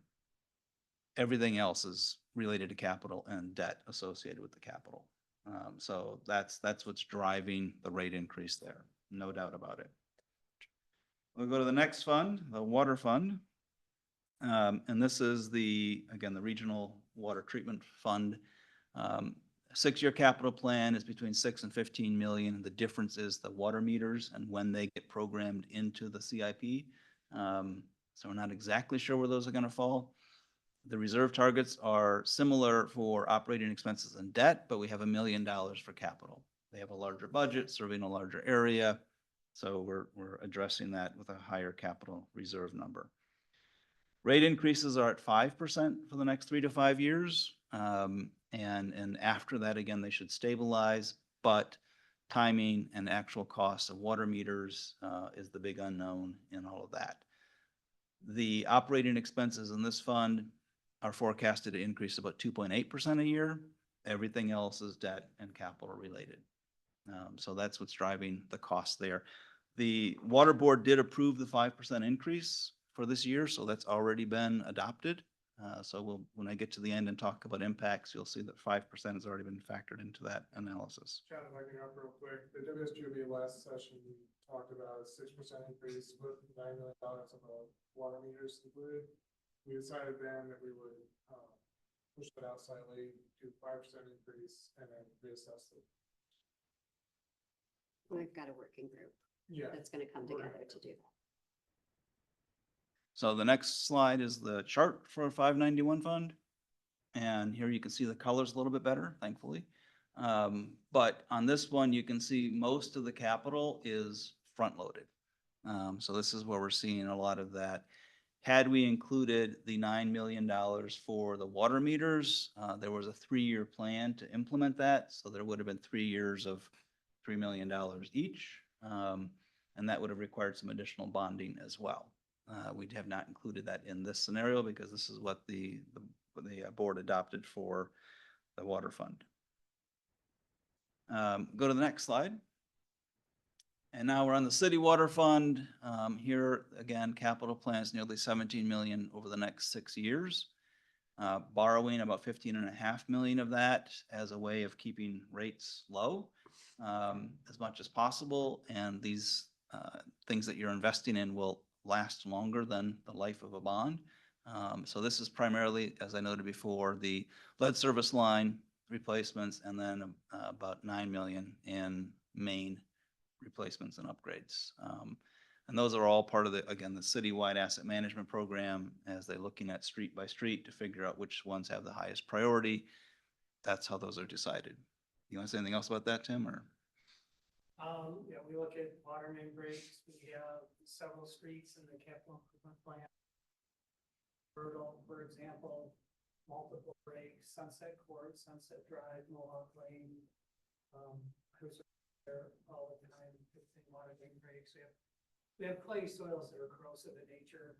That water mains are getting to basically. We're going to have to do something about that. And those aren't the only locations those come to mind right out. Actually, Kingsley Avenue between Lakeshore Drive, Stadium. We do plan on putting that in our 2026 DWS or our project plan as the project that we try to do because it's lower cost. breaks have occurred near Lakeshore Drive, which require a lot of traffic control, so it's not just the repair of the traffic control on a business route like that costs thousands of dollars.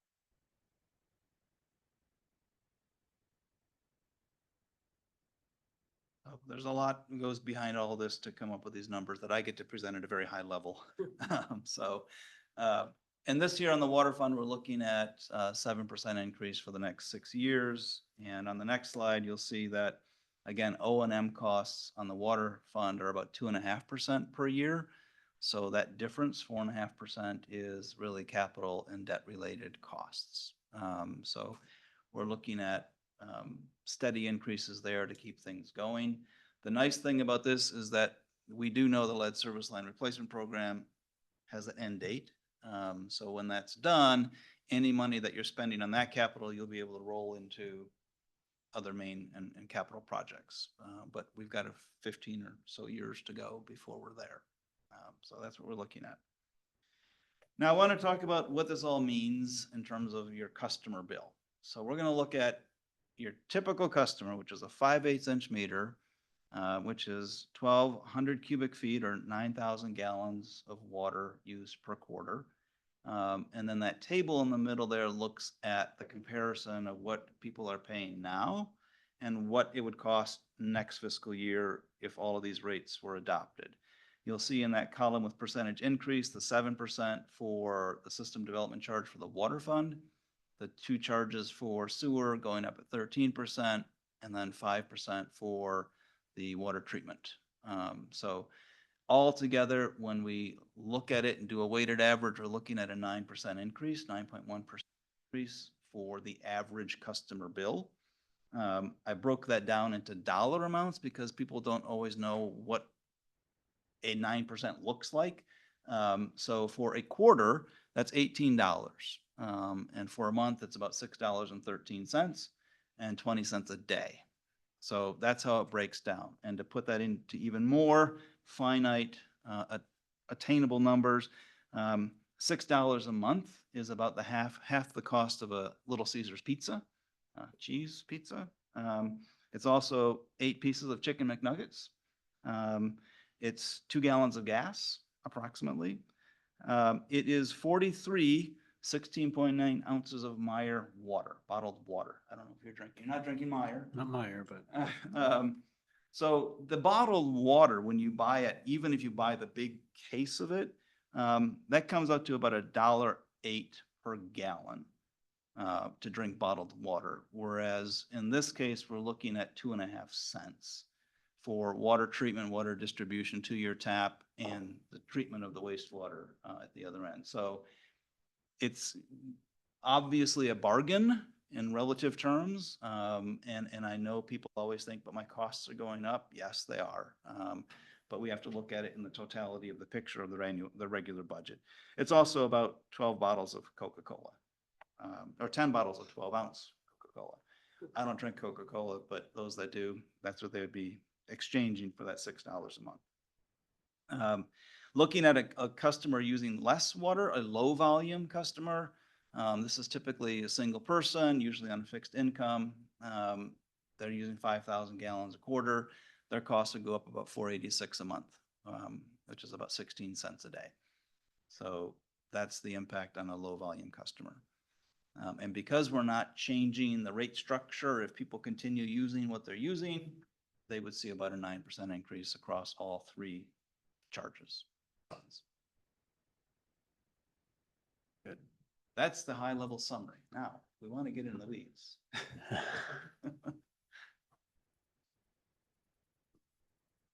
Asset management is not cheap, so it's. Well, the numbers are the numbers. I mean, Yeah.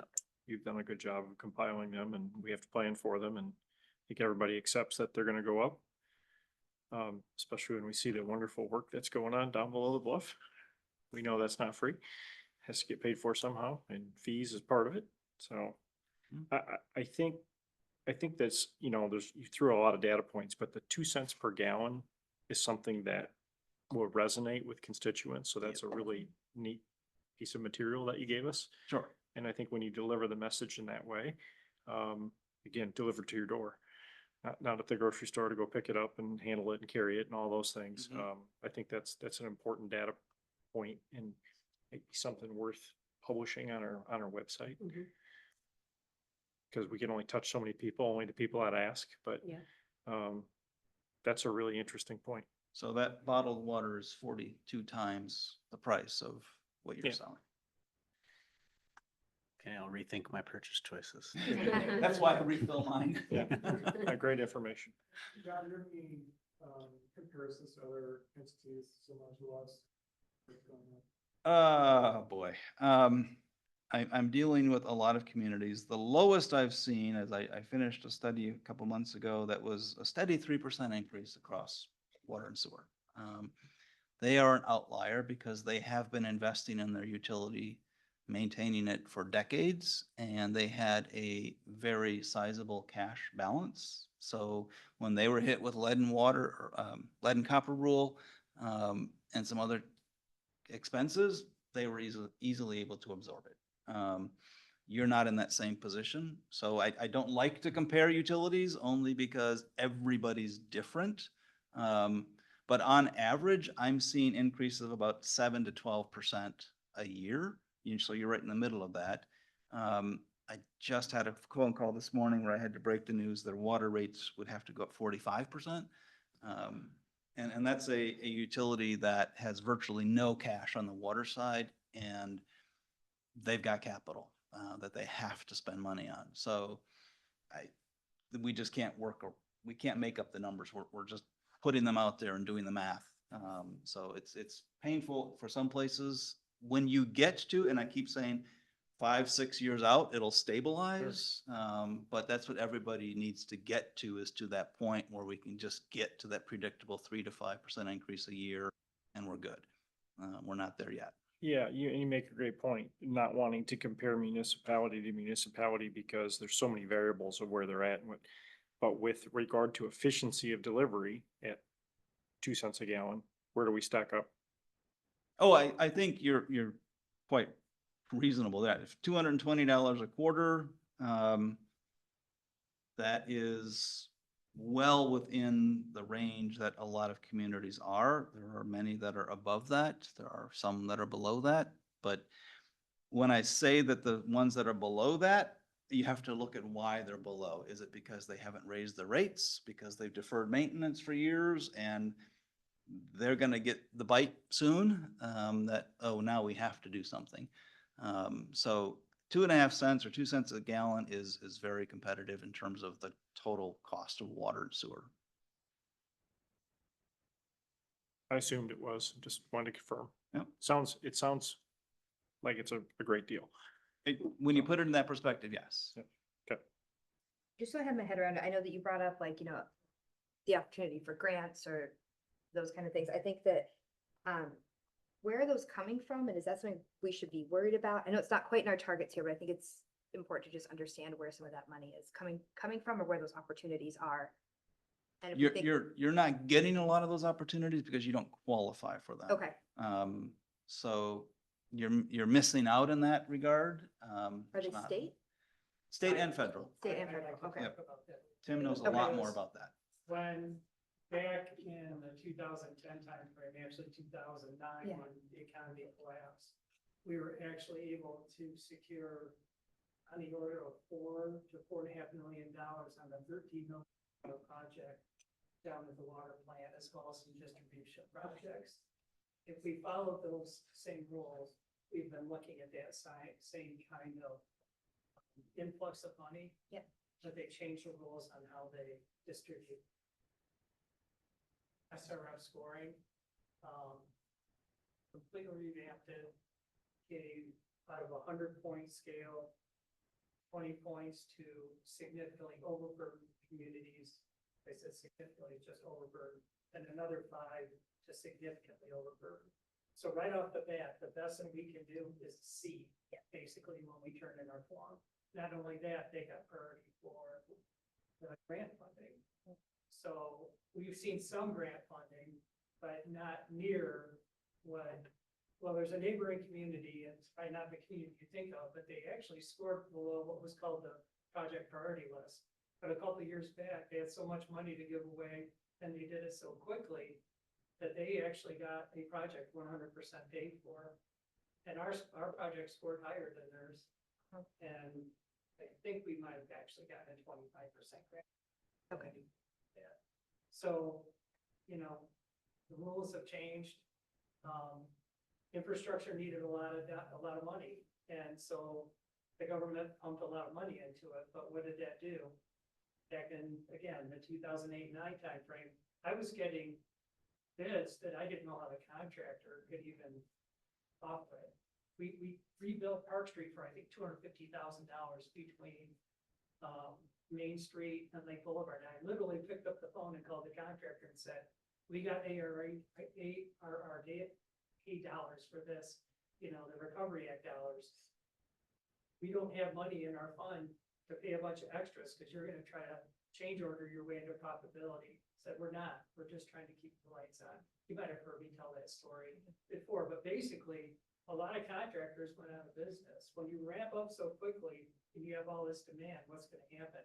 You don't have enough contractors to go around to do the work. Last June, when Wade Trim estimated our work down for the early action project, I went back and looked at the public meeting slide. And they figured that construction cost is gonna be between 2.1 and $2.5 million. When we opened bids, they were at $4.5 million. So that's what we're seeing. And I need to warn you on the CSO storage tank. I'm doing the best with estimates I can right now. For one thing, we don't even know exactly what the size of that tank is gonna be. The whole premise of what we're doing with our CSO program, we built a new diversion chamber down there to optimize the flow, increase the size of the underflow pipe. But we actually have a gate that we can move up and down. And for the next year, we're gonna do flow monitoring to make sure that we're sending the right amount of flow to the plant that's not gonna have an adverse impact on them. That's gonna try to keep our storage tank size down to a minimum. If that goes up in size, obviously there's the initial cost of the construction, but then forevermore, what we're storing, we have to pay to treat. So it's kind of a double whammy there. So there's a lot of unknowns right now. And we're trying to do the best we can with what we have. And back to your point, Mike, about doing they call it an open market bond instead of CWS RUB. I wouldn't close the door on anything right now. Although, like Ben said, I really like the CWS RUB program because you're generally getting a rate that's lower than the market. Right. And Right. the other thing that's really good about that, in my mind, is it really holds you accountable. I mean, there's steps and you're gonna get that project Sure. on that money. Whereas if you just take it and put it in the bank, there's nobody watching over you saying, you gotta get that done in a certain period of time. Except for, there's a thing called arbitrage where if you take out money, so you have to spend it in a certain period of time. It actually creates more administrative work on staff, I believe, for the reporting requirements on those funds as well. I think there was a really visible example that played out 12 or 18 months ago when there were other grants were applied for by St. Joe and Benton Harbor, really clarifiers, same kind of thing, lead service line replacement, same kind of thing. And it was in the paper. I think we got $800,000. They got 60 million. So those projects are gonna cost about the same.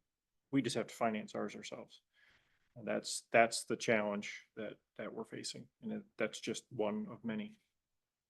Right? Yeah, well, and you have the double whammy that because of all the demand contractors. Yep. You're paying more. Yep.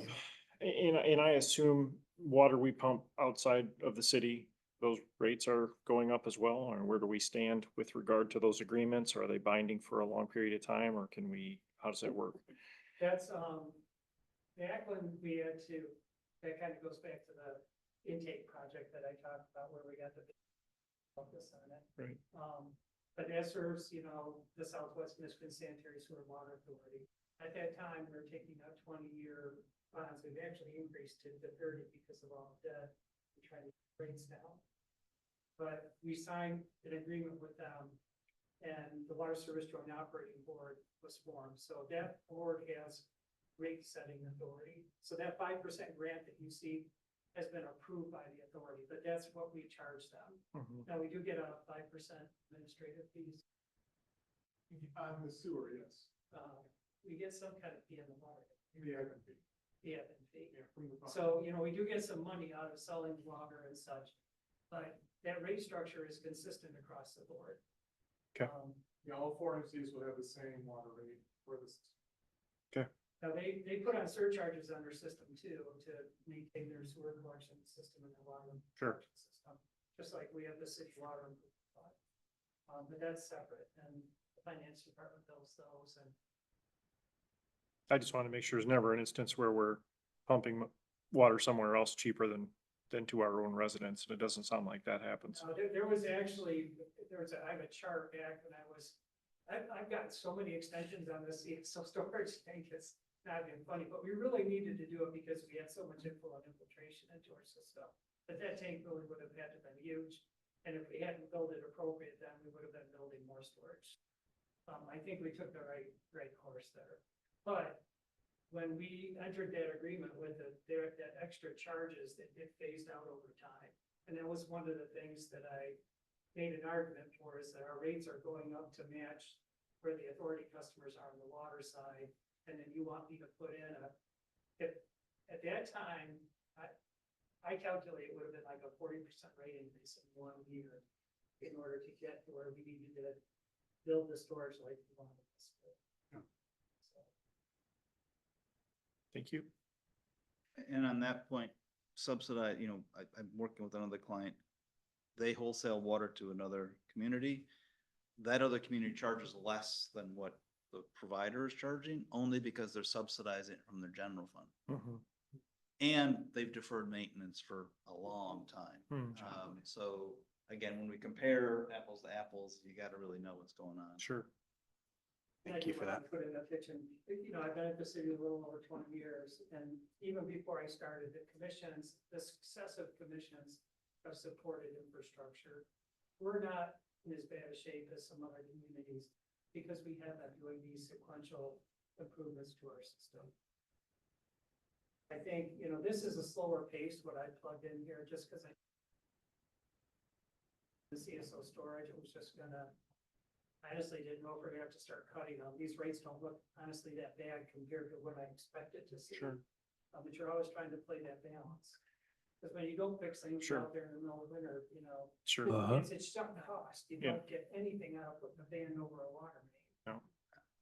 No, but I think as you suggested, maybe we've been doing it for 20 years, but it wasn't until the asset management plan was in place that we really, before that, it was kind of like an educated guess as to where it was going. Now it's more defined and makes it easier to put the right number on it versus. I was really happy when we did the Willow Lester project. In fact, I've got a heat map to show you just how many water main breaks we are have in that area. But before that asset management plan, we never would have done that project because we would have targeted federal aid eligible routes to combine that with SRF to maximize our, grant funding. And then also, it was just regulatory, that's all we did. And so we've gotten a little bit away from that just because of these huge regulatory requirements, again, that are taking. But we're looking at that plan long-term, and we're gonna get better. Good. Thank you. So I know that tonight you're not able to adopt, or you're not wanting to adopt rates. Obviously, we're in a work session now, but this information is there. If you have questions, by all means, reach out through Ben or Tim, and I can provide more information if needed. When does that need to come to us? I believe Next that that will be on the next agenda, April 7th. We wanted to wait until we had We'll have all 5 5 of us. commissioners. Okay. Yep. Gives me a- That means we have to approve it, so we are in line with the townships. Or at least the water side. And we're recording this so Brooke and Michelle can watch. And God, I've done that like 6 times tonight so that Brooke and Michelle can get up to speed. Good deal. Yeah, we don't really have a choice. These things have to be done. A lot of it's regulatory and mandates. It's just a matter of how we're gonna pay for them and how quickly we're gonna pay for them. And this seems like the best approach. Unfortunately, I think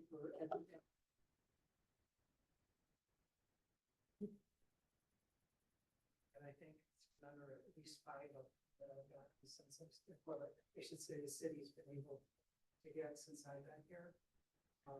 When do you anticipate construction actually start on the storage basin itself? The permit requires it to start July 1st, 2027. I need to talk to Julie Sweetwood because she quoted that from paper and said it had to be done by. So it has to start by July 1st, 2027. Has to be done, completed, operational by March of 29. And then the overall program will like be done in March of 30. Because once you get done with it, you have to do what's called a program performance certification. You set up flow monitors and make sure that the things are operating the way they're supposed to. What we're trying to do is reduce overflows to no more than one every 10 years. Now that's a statistical type of thing. It's a 10% chance of having an overflow in any year. Way term actually look, there's two separate criteria. There's a 25-year, 24. And you have to look at like the rainfall distribution, so they look at the soil conservation service type 2 rainfall distribution where all the that required us to build a bigger tank, but Eagle would allow us to build according to this other policy that 1 in 10 year. But it did a bunch of statistics to show that that will work. So What was the huge rainfall year? Was it 2020, 2021? Did that skew? Was that bad timing that all of a sudden?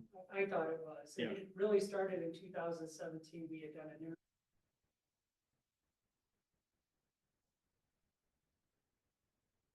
Mhm.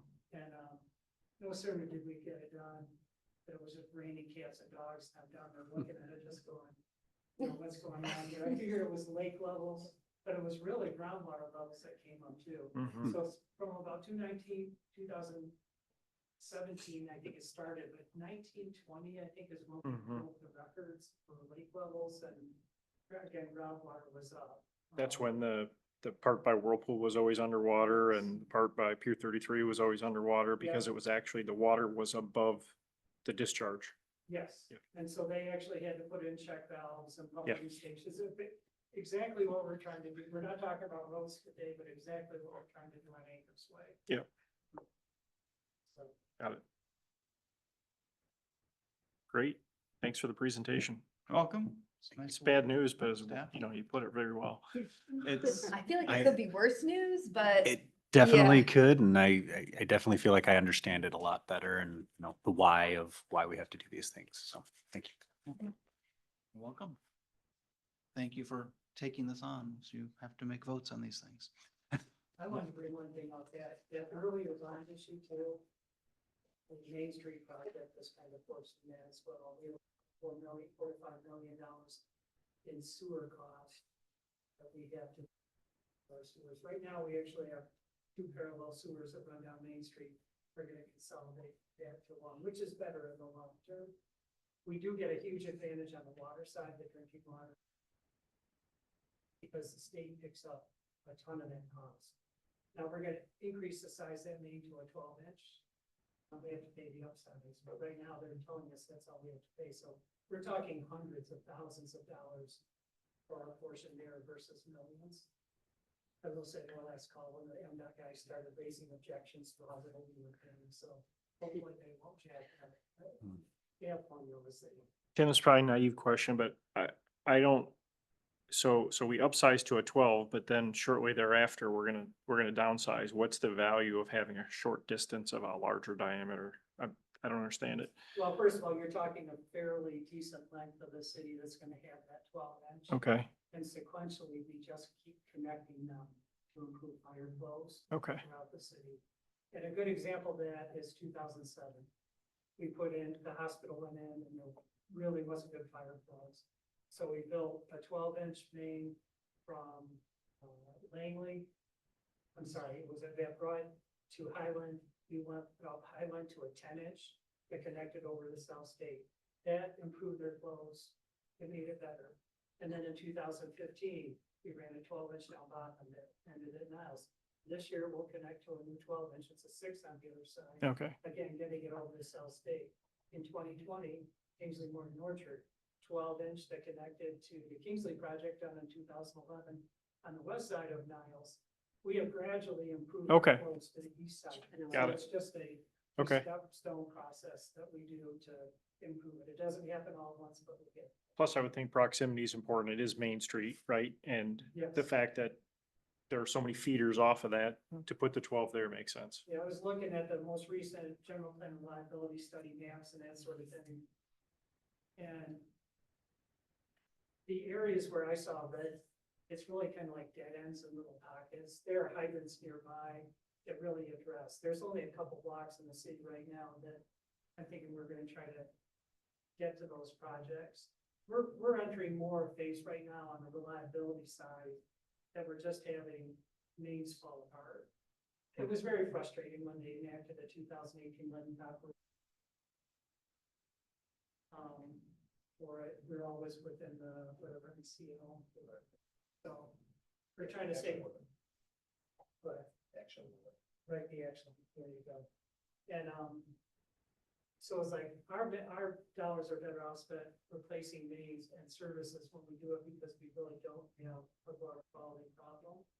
But there was just too much political momentum. Sure. to fight against it. Thanks, Flint.